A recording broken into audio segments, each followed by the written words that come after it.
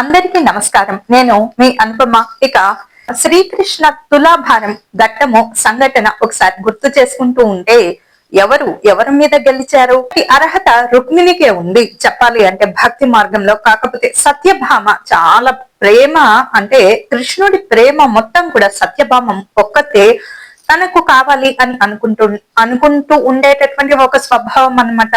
అంటే తను చెప్పిందే చెల్లాలి తప్ప అష్టభార్యలు ఉన్న ఎక్కువ శాతము స్వామిని తన మందిరంలోనే తన ఇంట్లోనే ఉంచుకునేటటువంటి ఒక అతి ప్రేమ, అంటే తన మాట చెల్లాలి అనేటటువంటి పెంకితనము, అందులోనూ కొంత అమాయకత్వము పెంకితనము.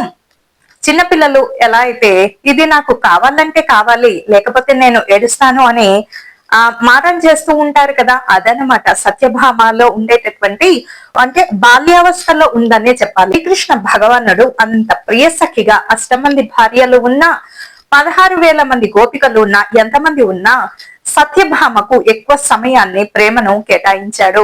శ్రీకృష్ణ తులాభారము సంఘటన ఒకసారి గుర్తు చేసుకోండి. చాలా వరకు కూడా సత్యభామ మాటనే పై చేయిగా మరి కృష్ణుడు చెల్లుబాటు చేసేలాగా చేస్తూ ఉంటాడు. కారణం ఏమిటి? ఆమెకు అతి ప్రేమ అనమాట. ఆ అతి ప్రేమలో ఏ మాత్రం అతిక్రమించినా ఆమె భరించలేదు కాబట్టి ఆమె అతి ప్రేమను ఆ విధంగా స్వీకరించాడనమాట కృష్ణుడు. మరి రుక్మిణి ఎటువంటి స్త్రీ? చాలా భక్తిపరురాలు. స్వామి తన వద్దనే ఉండాలనేటటువంటి నియమం ఏం లేదు. ఎక్కడున్నా స్వామికి సపర్యాలు చేయాలి, తను ఆనందంగా ఉంటే చాలు అనుకునేటటువంటి అద్భుతమైనటువంటి మహిళ, ప్రత్యేకత కలిగినటువంటి వ్యక్తి రుక్మిణి అన్నమాట.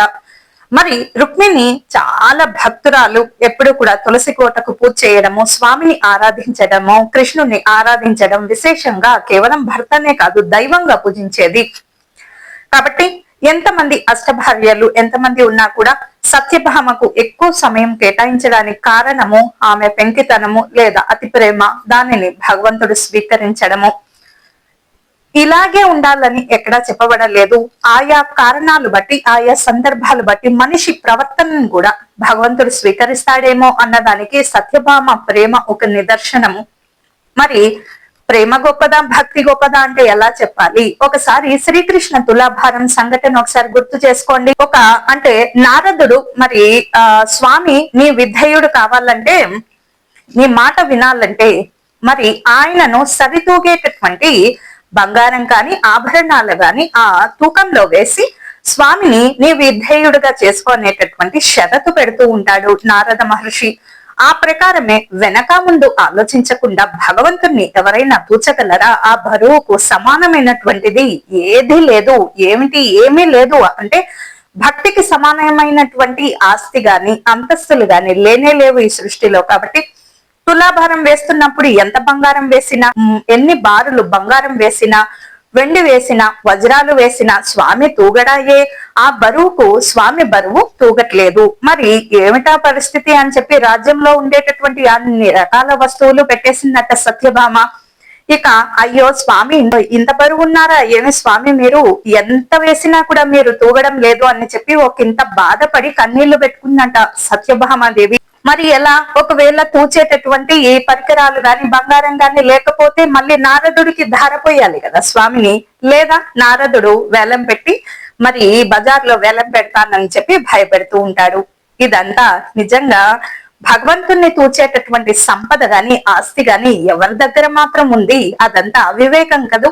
ఒక భగవంతుణ్ణి తూచాలనుకోవడమే చాలా తప్పు ప్రక్రియ. ఆ విషయాన్ని తెలుసుకోలేకపోతూ ఉంటుంది సత్యభామాదేవి. వెంటనే ఎప్పుడైతే ఈ అంత బంగారం అయిపోతూ ఉంటుందో రాజ్యంలో, ఇక ఆమెకు చాలా దుఃఖం వస్తుందన్నమాట. అయ్యో స్వామి ఇప్పుడు గాని వేలంలో వెళ్ళిపోతే మా స్వామి నాకు కాదు కదా, అసలు ఎవ్వరికీ కూడా మరి దక్కకుండా పోతాడు. మరి ఇప్పుడు ఏమి చేయాలి? నా దగ్గర బంగారం కూడా అయిపోయింది అని చెప్పి చాలా బాధపడుతూ ఉంటుంది. అసలు స్వామిని తూచాలన్న ఆలోచన నీకెందుకు వచ్చింది? ఎవరినైనా సంప్రదించావా?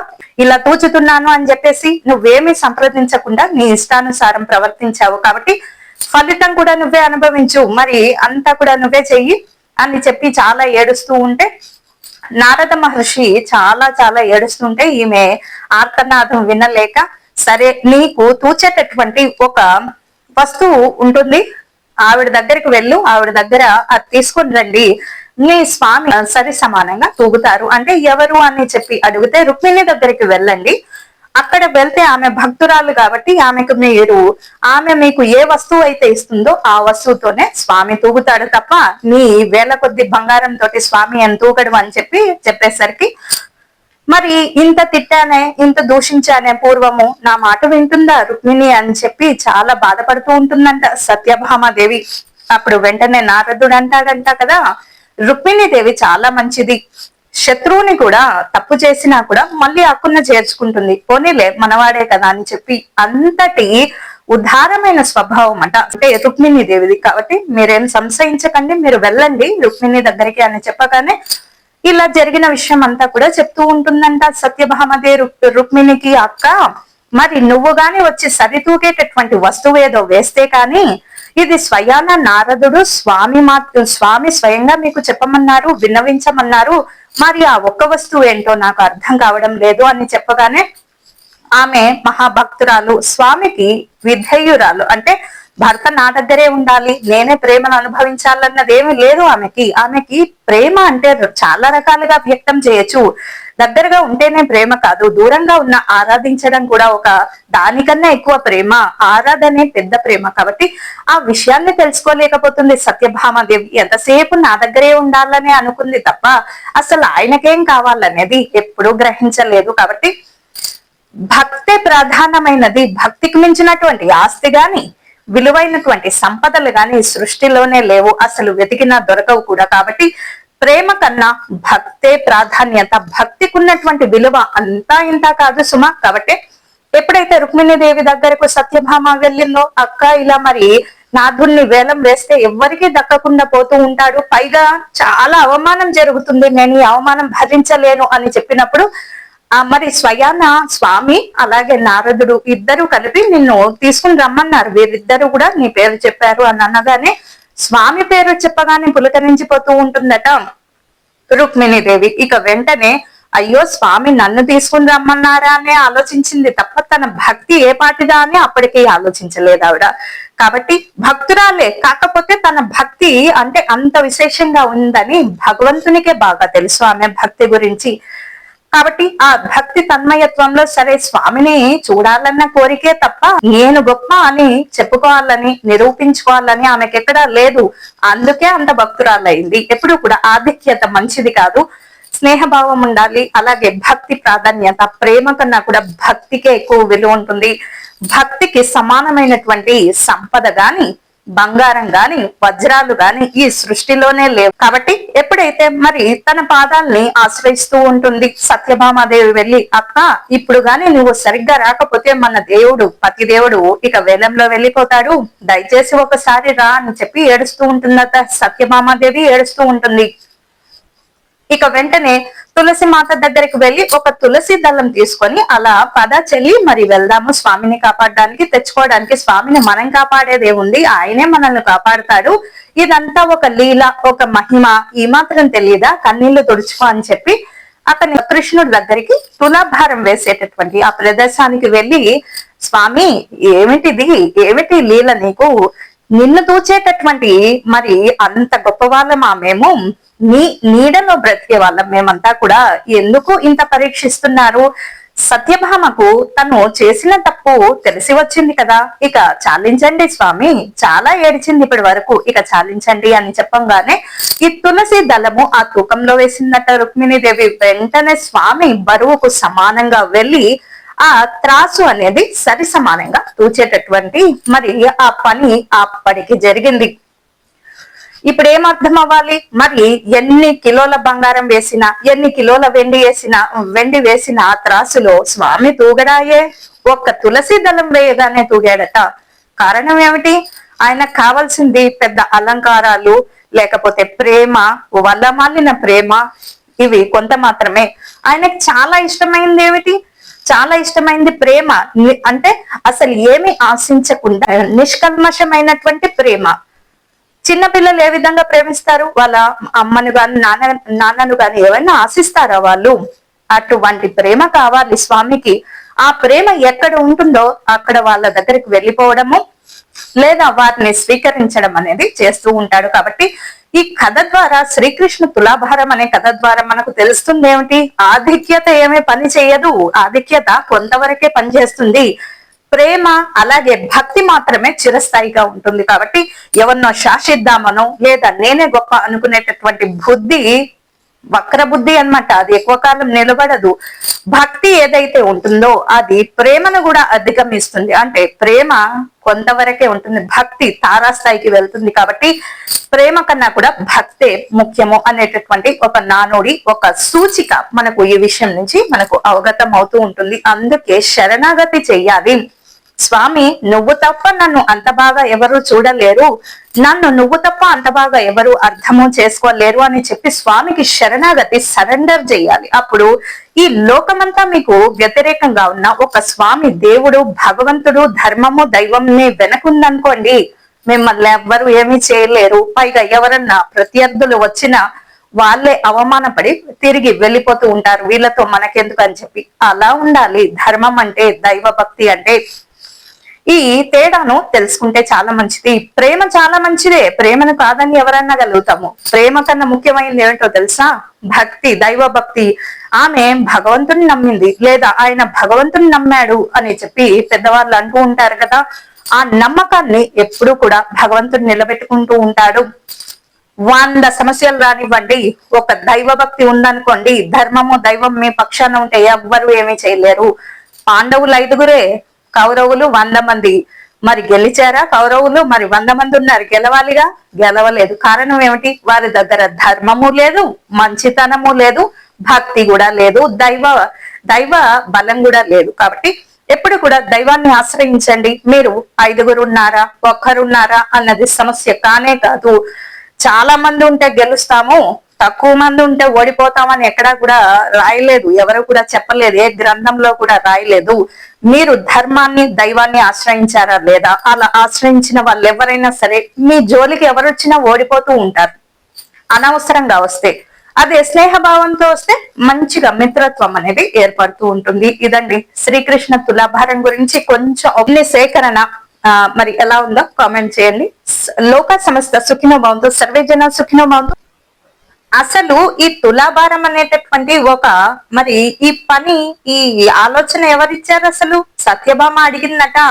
పారిజాత వృక్షాన్ని సరాసరి తీసుకెళ్లి రుక్మిణీదేవికి ఇచ్చాడు శ్రీకృష్ణుడు. నా భర్త అయినప్పటికీ ఆమెకే ఎక్కువ విలువిచ్చాడు. కాబట్టి ఇప్పుడు నేనేదైనా చేసి నేనే గొప్ప అని మరి నిరూపించుకొని స్వామి నాకు విధేయుడుగా ఉండాలని ఆశపడిందే తప్ప ఇక్కడ పోటీతత్వమే తప్ప మరి అలా పోటీ పడకూడదు.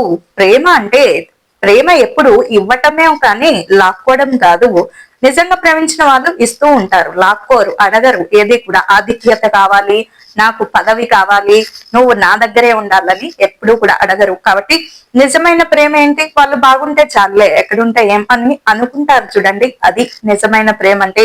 రుక్మిణీదేవి సరిగ్గా అలాగే అనుకుందట. పైగా మహాభక్తురాలు కదూ. అందుకే పారిజాత వృక్షాన్ని భగవంతుడు ఏరి కోరి రుక్మిణీదేవి మందిరంలోనే చక్కగా పూజ చేస్తుంది. కాబట్టి ఆ పారిజాత వృక్షాలు పూజకు పనికొస్తాయనే ఉద్దేశంతో ఆమెకి ఇచ్చాడు తప్ప ఈమెమనుకుంది సత్యభామ, ఓహో నాకన్నా ఆమె ఎక్కువ ఇష్టమేమో కృష్ణుడికి, కాబట్టి ఆ ఇష్టానికి సరి సమానంగా అంటే స్వామి నాట్య విధేయుడుగా ఉండాలి అనేటటువంటి తలంపు, అసలు ఆలోచనే తప్పు. కాబట్టి భగవంతుని నేనే సొంతం చేసుకోవాలి అని అనుకోవడమే తప్పు. కాబట్టి అలా అనుకుంది. తులాభారము అనేటటువంటిది ఒకటి నారదుడు చెప్పంగానే నేను చాలా ధనవంతురాల్ని కదా, స్వామిని ఇట్టే తూచి మరి నాకు విధేయుడుగా నేను చెప్పిందే వినేటట్టుగా ఆ పాట కూడా ఉంది కదండి, నిరజాలగల్లడ నా ఆనతి, అంటే నా ఆనతి ప్రకారమే నడవాలి నా భర్త అని అనుకుందే తప్ప అసలు ఆయనకేం కావాలి, ఆయన ఎక్కడుంటే లేదు సంతోషంగా ఉండాలని కోరుకోలేదు. కానీ రుక్మిణీదేవి ఏం చేసింది? ఆయనకి ఏం కావాలో అన్ని ఏర్పాటు చేసేది, కానీ ఎప్పుడు కూడా బలవంతం చేసేది కాదు. నా మందిరంలోనే ఉండాలి, ఎప్పుడు సత్యభామ దగ్గరే ఉంటారని చెప్పి ఎప్పుడు గొడవ చేసేది కాదు. మరి సత్యభామదేవి ఒక్క రోజు ఇలా అష్టభార్యల దగ్గర ఒక రోజు ఉన్నాడో లేదో చాలా గొడవ చేసేదట. కాబట్టి ఆమె పెంకితనాన్ని అర్థం చేసుకొని, అంటే అది కూడా ప్రేమే కాబట్టి స్వామి దాన్ని కూడా స్వీకరించాడు. కాబట్టి ఈ బాల్యావస్థల్లో కొంతమంది పిల్లలు వాళ్ళకి ఏం కావాలంటే అది వాళ్ళకి చిక్కాలి, లేకపోతే గొడవ చేసేస్తూ ఉంటారు. కాబట్టి ఆ ప్రేమను కూడా స్వీకరించాడు. పారిజాత వృక్షం రుక్మిణీదేవికి ఇచ్చినందుకనే మరి ఈవిడ రుక్మిణీదేవికి ఎక్కువ విలువిస్తున్నాడేమో స్వామి అని చెప్పి ఈ తులాభారానికి ఒప్పుకుందనమాట. స్వామిని తూచేటటువంటి ధనం కానీ, అంత ఐశ్వర్యం కానీ ఎవరి దగ్గర ఉందా? అసలు లేనే లేదు. అసలు మొత్తం ఐశ్వర్యం ఆయన దగ్గరే ఉంటే మన దగ్గరే ఉంది ఆయనను తూచటానికి. కాబట్టి అటువంటి అదొక అమాయకత్వం. స్వామిని తూచాలి అని అనుకోవడమే ఒక అమాయకమైనటువంటి చర్య. కాబట్టి అటువంటి నిర్ణయాలు ఎప్పుడూ కూడా తీసుకోకూడదు. భగవంతుడు మనకు అన్ని ఇస్తాడు, ఆయనకు మనం ఇచ్చేదెంత? ఒక రవ్వంత. అంత మాత్రాన్ని ఇదంతా నాది, నేనే చేస్తున్నానని అనడం ఎంత అమాయకత్వం చెప్పండి. ఆయన మనకిచ్చిద్దే మనం తిరిగి కొంత ఆయనకు అలా పెడుతూ ఉంటాము. అంత మాత్రాన్ని నేను స్వామికి ఇస్తున్నానని కాదు, ఆయన ఇచ్చిందే ఆయనకు తిరిగిస్తున్నాను అని చెప్పి అలా అనుకోవాలి. కాబట్టి ఈ చిన్న తేడాను గమనిస్తూ ఉండాలి. ఆధిక్యత పోరు మంచిది కాదు సుమా. హెల్దీ కాంపిటీషన్ అంటారు కదా, చాలా ఆరోగ్యమైనటువంటి పోటీ ఉండాలి తప్ప ఇలా నేనంటే నేను గొప్పగా ఉండాలంటే నేను గొప్పగా ఉండాలి అని చెప్పి పోటీ అనేది వచ్చిందనుకోండి, ఏ ఇరువురి మధ్య అయినా అది గొడవకే దారి తీస్తుంది. పోటీ అనేది చాలా సానుకూలంగా ఆరోగ్యవంతమైనటువంటి పోటీ ఉండాలి. అప్పుడే చాలా ఆనందంగా ఉండగలుగుతాము. కాబట్టి అలా వారి దగ్గర అది ఉంది, మనం ఇంకేదో సాధించాలి, ఇలా పోటీ పడకూడదు. అంటే సమాంతరంగా, అంటే మనం కూడా ఇలా చేద్దాము అని అనుకోవడంలో తప్పు లేదు, కానీ నేను మాత్రమే చేయగలను అని అనుకోవడం తప్పు. ఈ చిన్న తేడాను గమనిస్తే మందరం కూడా సంతోషంగా ఉంటాము.